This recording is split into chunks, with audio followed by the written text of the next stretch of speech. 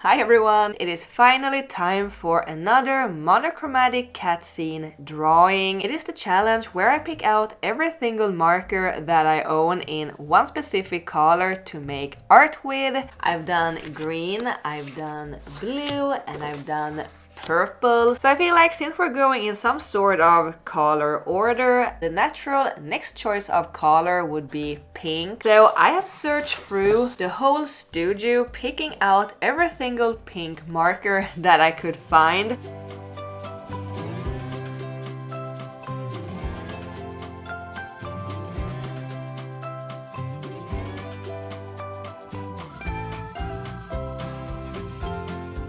Let me tell you, I've got quite a few pink markers in my collection. I mean, look at it. We have Copics, Ohuhu, Arteza Everblend, Pro markers both from the old brand Letraset and from the new Winsor & Newton. Tria markers also from Letraset, and they don't make these anymore. And I just have to show you because I think it's quite nifty. These got 3 different nibs. They got one brush nib, a chisel nib, and also on top of the chisel nib they got this super fine point tip. And flex markers also from Letraset, Spectra AD, touch markers and their copycat Touch 5, Tri-Blend from Spectrum Noir. These got 3 markers in one. Spectrum Noir Illustrator, some more Spectrum Noir super old markers. Then last and least we got the Artist Loft marker. Look at that crusty nib. Alright, let's do a little bit of swatching. By swatching the markers, I can easily see the colors that I've got to work with, which will be helpful when doing the coloring. But this is also where I can sort out all the colors that may not fit in the pink spectrum. And to be honest, it is really hard to determine what pink is. I think I mentioned this in a previous video where I also only used pink markers, and it is very tricky to tell when a pink goes over to purple or orange or red. Light red is technically pink, but if it has too much yellow in it, it doesn't feel like pink, it feels more orange. But I did actually keep some of the redder and also some of the bluer pinks just to get some sort of variation in hue and value. Some of the tones look very beige or earthy, especially when put right next to a very bright pink, but again, we need a variation for a good balance.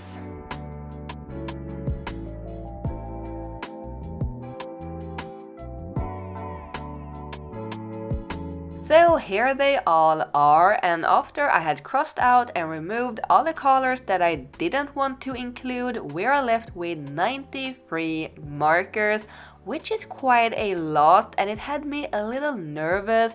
Will it even be a good illustration when trying to cram that many different pinks into one drawing? Well, we will see. And I went ahead and divided all the markers into different tone categories just to make it a little easier to find the different colors that I want to use. And I know I keep calling them different colors when they are all just pinks, but you know what I mean. And with that, all the prep work is done. Time to start on the actual illustration. As usual, I'm doing the line work digitally in Procreate and then I print it. And in this series of monochromatic illustrations, there are a few reoccurring elements that I feel need to be included. We have the cats and a cat statue, and the scene should take place somewhere in the nature. So the first idea that popped up in my head when combining nature and pink is blossoming cherry trees.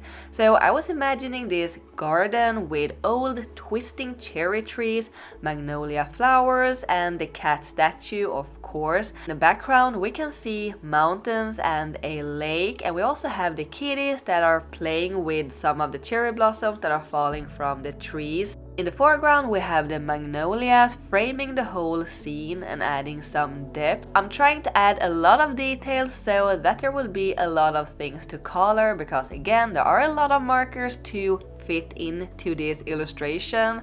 Also, if you like this line work and would like to color it yourself, it will be available as a coloring page for my second and third tier Patreons.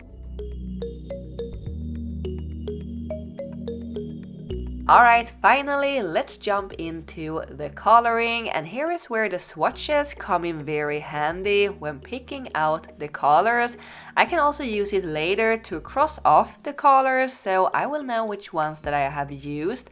Once they're used, I put them away in a box so I don't mix them with the unused ones, and in that way I can easily see which ones I've got left to work with. I had kept a few of the more yellowish pinks, and I thought it would be perfect to use it for a sunrise sky. I'm making a gradient going from the more lighter yellowish pinks to a darker, cooler purpley pink, and making a sunrise may seem like the logical choice because it is pink and the sky is usually pink during the sunrise or sunset, but this is a sunrise because in the previous illustration, the purple one, the scene took place during the night. We had this dark purple sky and the crescent moon, and in the blue illustration before that, it was early evening, so it just felt natural that this scene takes place in the morning after the night when the sun is rising. I am very curious to see how future me will solve it when it will be midday in the next illustration in the series, which will be red, so I'm guessing it will take place on Mars, we will see. For the tree trunks, I used a bunch of the more earthy and muted pinks, something that I struggled a lot with throughout this whole illustration was trying to keep the more muted or warmer pinks still looking pink.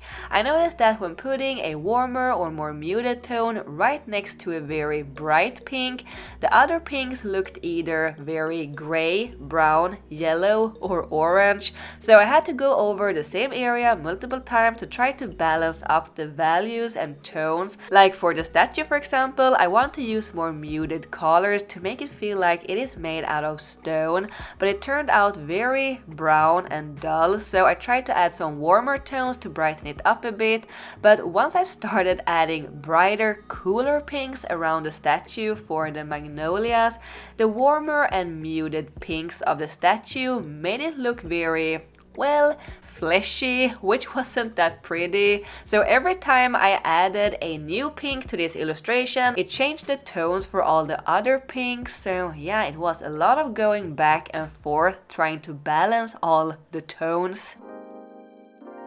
I am really excited and happy to finally be adding another piece in this monochromatic art series.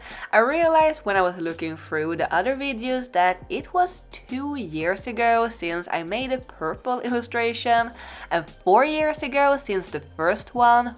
4 years, and that is also something that I have to keep in mind when making these drawings, the style. And to be honest, my style hasn't really changed that much in the past 4 years. I would say that it has developed but not really changed, but some things are different, like the way I draw cats, for example. I want the illustrations to feel coherent, so I try to mimic how I drew cats back then in the first illustration, and it is only minor things. I don't really draw the ears that way anymore and not the eyes either, but yeah, and I also feel like I have become a little better at details when looking at the first illustration, the jungle one. I think I could have made it more detailed both in coloring and in line work. It feels a little flat in some areas, but it is nice to see that there are some things that has changed. It only means that I have made a little bit of progress, at least in my art and style. So this whole time I've been trying to squeeze in as many markers as possible in the different areas that I'm coloring to make sure I will work through them all before I run out of space. So finally I could cross the last color off the list. I can't believe I managed to fit 93 different pinks in this drawing. So now when I've gone through them all, I can just use them however I like, and I could finish up the rest of the illustration and tie tie it all together. I had to go over a few areas multiple times, as I mentioned before, with cooler pinks to tone down the yellow and orangey tones. So far in this monochromatic art challenge, I think pink has been the most difficult color to work with. It's not so much trying to fit 90 plus markers in one piece, but to color the different areas so that they stand out from each other, but still make it look balanced and coherent. I still had so much fun working on this piece though. It was such a good, fun challenge. Yeah, I am very pleased with how this turned out, even if pink is not my favorite color. I was a little worried mid-process that this piece wouldn't turn out that good. It felt like all the pink tones just clashed with each other and it looked either too yellow or too brown, as I've already mentioned. But once I had the whole illustration colored in and I could balance up the different tones, I think it turned out way better than expected. It fits in just nicely with the rest of the series. Also, I need to name it. We have the first one, which is Jungle Cat Ruins, then Mysterious Cat Pond, Magical Cat Glade. So I think this one will be Blossoming Cat Garden. Lastly, I'm adding some details with a white paint pen and some highlights with a white color pencils, and I am so tempted to go in with even more color pencils to add details and shading and texture, as I love doing with marker illustrations, but I want the focus to be on the markers themselves. Also, I didn't use any color pencils more than the white one for the other pieces, and you know, continuity. I hope you guys like it too. Let me know what you think of it and what is the story behind this overgrown garden. But yeah, that is all for now. Thank you so much for watching. I will see you next time. Keep drawing my happy cats. Bye!